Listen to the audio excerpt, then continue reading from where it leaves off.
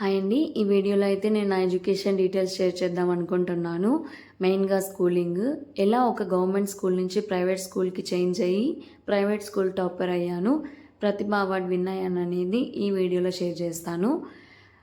First thing ఏంటంటే, నేను first government స్కూల్లో చదువుకున్నాను సెకండ్ క్లాస్ వరకు. మా మదర్కి ఏంటంటే ప్రైవేట్ స్కూల్లో చదివించాలని ఒక పెద్ద డిజైర్ అనమాట. నాలెడ్జ్ ఇంప్రూవ్ అవుతుంది, సొసైటీ ఎక్స్పోజర్ ఉంటుంది అనుకునిందో ఏంటో మరి ప్రైవేట్ స్కూల్లోనే చదివించాలి అనుకునేదన్నమాట. ఫైనాన్షియల్గా చాలా week, but still she tried అనమాట.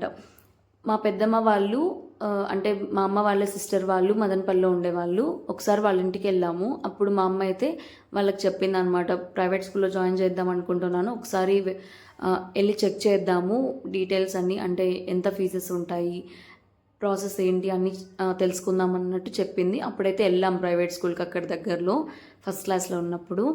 వెళ్తే వాళ్ళు టెస్ట్ పెట్టారు ఆన్ ద స్పాట్. నాకేమో చిన్న చిన్న స్పెల్లింగ్స్ కూడా రాలేదన్నమాట రాయడానికి. ఆరెంజ్ స్పెల్లింగ్ రాలేదు, బాగా గుర్తుంది. పిక్ చూపించి రాయమన్నాడు అనమాట ఆయన స్పెల్లింగ్, నాకేమో రాలేదన్నమాట. చాలా ఫీల్ అయింది మా అమ్మ చెప్పాలంటే. ఫస్ట్ క్లాస్ చదువుతుంది బట్ స్టిల్ కొన్ని స్పెల్లింగ్స్ రావట్లేదు అన్నట్టు. ఫీజు చూస్తే చాలా ఎక్కువ ఉంది. వాళ్ళు చూస్తే నన్ను ఎల్కేజీకి వేస్తామన్నారు. 2 క్లాసెస్ వెనక్కి పడిపోయిద్ది, ఫీజు కూడా చాలా ఎక్కువ ఉంది, అఫోర్డ్ చేయలేము. మేము జాయిన్ చేసేస్తాం బట్ అఫోర్డ్ చేయలేకపోతే తీసేస్తారు కదా మళ్ళీ. అందుకని ఇంకా రిటర్న్ అయితే అయిపోయాం అప్పుడు. తర్వాత యాజ్ యూజువల్గా సెకండ్ క్లాస్కి మూవ్ అయ్యాను గవర్నమెంట్ స్కూల్లో. మళ్ళీ మా అమ్మ తన సైడ్ నుంచి స్టార్ట్ చేసిందనమాట హంటింగ్. ఏ ప్రైవేట్ స్కూల్ తక్కువ ఉంది, దగ్గరలో ఏది ఉంది, అఫోర్డ్ చేయగలుగుతామా ట్రై చేస్తే అన్నట్టు. మా ఊరికి కొంచెం దగ్గరలో ఒక చిన్న టౌన్ ఉంది. ఆ టౌన్లో అయితే ఫస్ట్ ఎంక్వైరీ చేసినాం అనమాట. సెకండ్ క్లాస్కి వెళ్ళినప్పుడు మా ఊరు నుంచి ఒక్కకి వెళ్తుంది ఆ స్కూల్లో చదువుకోవడానికి. ఆ అక్క తరపున వెళ్ళి మా డాడీ డీటెయిల్స్ కనుక్కున్నాడు అనమాట. ఏంటి స్కూల్ ఫీజు ఎంత అవుతుంది, ప్రాసెస్ ఏంటి అంటే, వాళ్ళు ఫస్ట్ అయితే అమ్మాయిని తీసుకురండి, మేము టెస్ట్ పెడతామన్నారు. యాజ్ యూజువల్ టెస్ట్ పెట్టారు సెకండ్ క్లాస్లో ఉన్నప్పుడు కూడా. టేబుల్స్ అయితే నాకు బాగా వస్తాయన్నమాట. ఫస్ట్ క్లాస్లో ఉన్నప్పుడు 20 వరకు నేర్చుకునేసాను తెలుగులో. వాళ్ళు టేబుల్స్ రాయమంటే నేను తెలుగులో రిమైండ్ చేసుకొని రాసేసేదాన్ని. తర్వాత అయితే ఇంకా ఇంగ్లీష్ స్పెల్లింగ్స్ అయితే రాయలేను అనమాట, ఎందుకంటే రావు కదా అవి. సో అందుకని రాయలేకపోయాను. వాళ్ళైతే యూకేజీకి వేస్తామన్నారు. సరే అని చెప్పి జాయిన్ చేసేసారు అప్పుడు. అది కూడా ఫిబ్రవరి మంత్లో తీసుకుని వెళ్ళాడు మా నాన్న నన్ను. ఫిబ్రవరి మంత్ అకాడమిక్ ఇయర్ ఎండింగ్ అయినా జాయిన్ చేసుకొని యూకేజీలో వేసి కంటిన్యూ చేయమన్నారు. తర్వాత నేనైతే అప్పుడు ఏంటంటే హోంవర్క్ ఒక 10 టైమ్స్ ఇస్తే నేను జస్ట్ గుడ్డిగా రాసుకొని పోయేదాన్ని, బ్లైండ్గా చెప్పాలంటే. వాటిని ప్రొనౌన్సియేషన్ కూడా తెలిసేది కాదనమాట. అప్పుడు ఏంటంటే ఇంకా మా ఊర్లో ఒక అక్క వెళ్తుందని చెప్పాను కదా ప్రైవేట్ స్కూల్కి, ఆ అక్క వాళ్ళ ఇంటికి వెళ్ళేదాన్ని అనమాట ఈవినింగ్. మా ఇంట్లో ఒక అవ్వ ఉంటుంది, ఆ అవ్వని తీసుకొని వెళ్ళేదాన్ని. ప్రొనౌన్సియేషన్స్ అన్నీ తెలుగులో రాయించుకొని వచ్చేదాన్ని అనమాట. తెలుగు అయితే చాలా బాగా వచ్చేది అప్పట్లో. ఏంటంటే ఆరెంజ్ అనుకోండి, ఆరెంజ్ అనేది తెలుగులో రాయించుకొని వచ్చుకునేదాన్ని. అలా అనమాట, బై హార్ట్ చేసేసేదాన్ని. అలా నేర్చుకున్నాను యూకేజీ అంతా. టెస్ట్లు పెట్టేవాళ్ళు అనమాట. అకాడమిక్ ఇయర్ ఎండింగ్ కదా, వీక్లో 2-3 టైమ్స్ టెస్ట్లు ఉండేవి. టెస్ట్ ఉన్న ప్రతిసారి మా అమ్మకి చెప్పేసి వచ్చేదాన్ని, అమ్మ డాడీని పంపించమ్మా, నాకు ఏం రాదు టెస్ట్కి, టీచర్కి చెప్పమను అని చెప్పి మా డాడీ టెస్ట్ ఉన్న ప్రతిరోజు వచ్చి చెప్పేవాడు అనమాట. చాలా చాలా భయము, టెస్ట్ పెడితే రాయలేను, ఏం రాదు కదా, అర్థమయ్యేది కాదు సరిగ్గా. సో చిన్నప్పుడు ఆ మైండ్ అలా ఉండేది, అలా ఉండిపోయింది ఆ యూకేజీ అంతా. 8th ర్యాంక్ అయితే వచ్చింది. ఇక్కడ యాడ్ చేశాను చూడండి. యూకేజీలో 2 months చదువుకున్నాను, 8th ర్యాంక్ వచ్చింది. యూకేజీ అంతా ఆటోలోనే వెళ్ళొచ్చేదాన్ని. అంటే ఆటో మాట్లాడారనమాట, వాళ్ళే పిక్ చేసుకుంటారు, వాళ్ళే డ్రాప్ చేస్తారు. ఎందుకంటే టౌన్ తెలియదు కదా అప్పట్లో, చిన్న అమ్మాయిని, ఫస్ట్ టైం కాబట్టి కొంచెం భయం అనమాట. ఫస్ట్ థింగ్ అసలు మా అమ్మమ్మ అయితే ప్రైవేట్ స్కూల్లో జాయిన్ చేయకండి అని చెప్పింది. చిన్న అమ్మాయి బస్ కింద పడిపోయిద్ది అని చెప్పింది. సో కానీ మా అమ్మ చాలా గట్టిగా ఫైట్ చేసిందనమాట ఇంట్లో. చెప్పాలంటే జాయిన్ చేయాల్సిందే అన్నట్టు.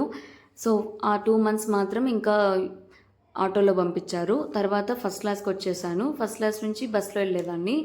ఫస్ట్ అయితే ప్రైవేట్ బస్సులో వెళ్ళాను. ప్రైవేట్ బస్ మా ఊరికి 8 o'clock వచ్చేది. నా ఒక్కదాని కోసం కూడా చాలా డేస్ స్టాప్ చేశాడు ఆ డ్రైవర్. చెప్పాలంటే 1 రూపీ టికెట్ ఉండేది. అంత చిన్న అమ్మాయి కోసం స్టాప్ చేయాల్సిన అవసరం లేదు ఆ బస్కి, కాకపోతే వాళ్ళు స్టాప్ చేశారు. చాలా థ్యాంక్ఫుల్ అని చెప్పాలి.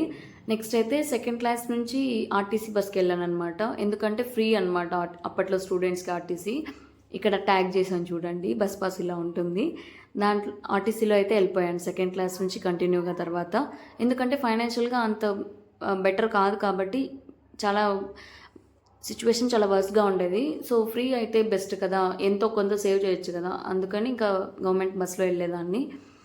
తర్వాత అయితే ఇంకా మా అమ్మ వాళ్ళ సిస్టర్ అని చెప్పాను కదా, మా పెద్దమ్మ అయితే చెప్పారు, క్లాసెస్ తక్కువ ఉన్నాయి, ఏజ్ ఎక్కువైపోతుంది, ప్రిన్సిపల్ని అడగండి ఒకసారి ప్రమోట్ చేస్తారేమో అని 3rd క్లాస్లో ఉన్నప్పుడు చెప్పారు.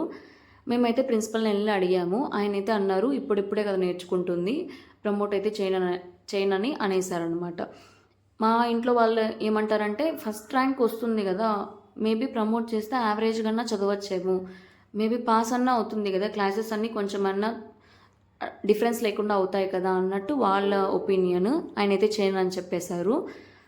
తర్వాత అలాగే చదువుకుంటూ వెళ్ళాను అనమాట 4th క్లాసు. 5th క్లాస్లో మళ్ళీ అడిగాము. అడిగితే లేదు ఇప్పుడు కూడా చేయను అన్నారనమాట. మా నాన్న అయితే చెప్పారు గట్టిగా, మీరు ప్రమోట్ చేస్తే చేయండి, లేకపోతే టీసీ ఇవ్వండి, మేము వేరే స్కూల్లో జాయిన్ చేసుకుంటామని చెప్పారు. సరే అని ఇంకా ప్రిన్సిపల్ అయితే ప్రమోట్ చేశారు. 6th చదువుకుండా 7th అయితే ప్రమోట్ చేసేసారు. 5th చదివేశాను, 6th చదువుకుండా 7th ప్రమోట్ చేశారు.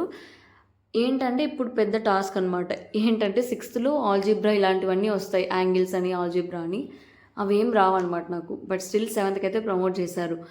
ఇక్కడ ఏమైందంటే, నాకు 7th వెళ్ళిన వెంటనే డెంగ్యూ ఫీవర్ వచ్చేసింది, ప్లేట్లెట్స్ కౌంట్ పడిపోయింది, తిరుపతిలో అడ్మిట్ అయిపోయాను. క్లాసెస్ ఏమో జరిగిపోతున్నాయి. అప్పుడే సమైక్యాంధ్ర బంద్ కూడా వచ్చింది, స్కూల్ ఏమో ఉండదు సరిగ్గా. చాలా డిఫికల్ట్ అనిపించింది, ఎందుకు ఇలా జరిగింది అనిపించింది. నేనైతే ఒక 20-30 డేస్ స్కూల్కి వెళ్ళలేదు చెప్పాలంటే. క్లాసెస్ వినలేదు, నోట్స్ సరిగ్గా రాసుకోలేదు చాలామంది. బట్ ఒక అమ్మాయిని అడిగాను, తర్వాత నోట్స్ అయితే తీసుకున్నాను. స్కూల్ ఎలా జరిగేదంటే ఒక 10 డేస్ ఉండదన్నమాట, ఒక 10 డేస్ ఉంటుంది. అలా హాలిడేస్ అంతా ఆ నోట్స్లో ఉన్నదంతా రాసుకొని నేర్చేసుకున్నాను. మ్యాథ్స్ అంతా ఓన్గా నేర్చుకున్నాను చెప్పాలంటే. ఈ ఏబీసీలు XYZలు వస్తాయి కదా ఆల్జీబ్రాలో, అవన్నీ అసలు అర్థమయ్యేవే కాదు, టెక్స్ట్ బుక్ చూసి నేర్చుకున్నాను, ఎలాగో అర్థమైనంత వరకు నేర్చుకున్నాను చెప్పాలంటే. యాంగిల్స్ కూడా అంతే, చాలా కొత్త చాప్టర్స్ అన్నీ వచ్చాయి, అవన్నీ లేవన్నమాట అంతకుముందు. ఏంట్రా బాబు, ఈ X ఏంది, Y ఏంది, Z ఏంది, ఎక్కడి నుండి వస్తున్నాయి ఇవి, ఏంటి అసలు అనిపించేది. ఎలాగో అలా నేర్చుకున్నాను అనమాట. తర్వాత హాలిడేస్ ఉన్నాయి కాబట్టి నోట్స్ రాసేసుకొని నేర్చుకునేసాను.